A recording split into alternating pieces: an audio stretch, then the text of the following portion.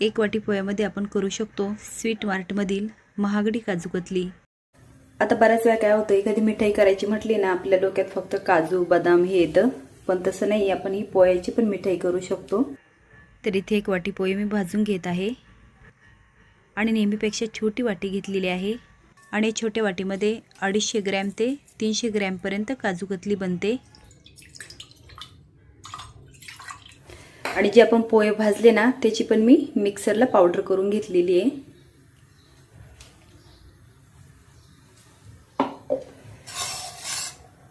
दूध उकळल्यानंतर ह्यामध्ये आपण टाकतोय 1 वाटी मिल्क पावडर आणि टाकल्यानंतर पटपट मिक्स करायचे, नाहीतर सरळ थंड दुधात मिक्स करायची आणि यामध्ये घालायची, म्हणजे त्यामुळे गोळे होणार नाहीत।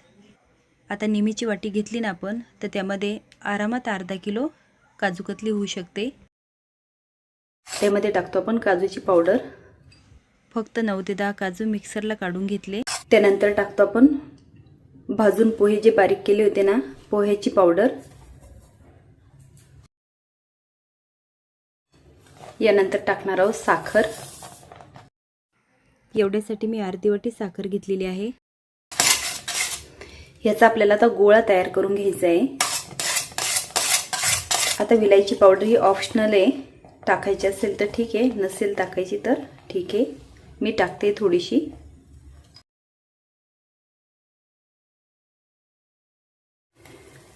इथे आता मी गोळा करून घेतलेला आहे व्यवस्थित।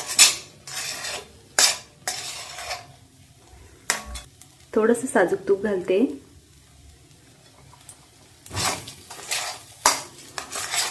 कढईने सारणाला सोडलं की आपलं सारण तयार झालेलं आहे।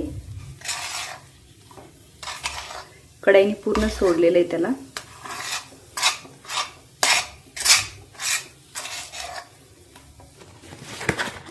इथे मी आता बटर पेपर घेते,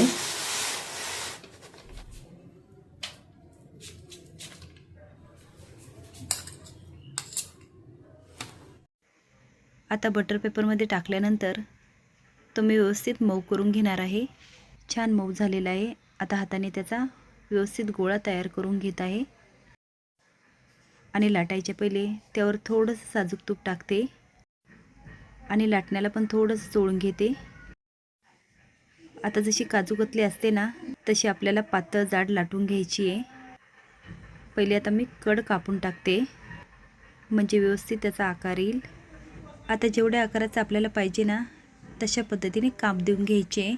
आपल्या आवडीनुसार बदाम, काजू, पिस्ता याचे काप टाकू शकतो।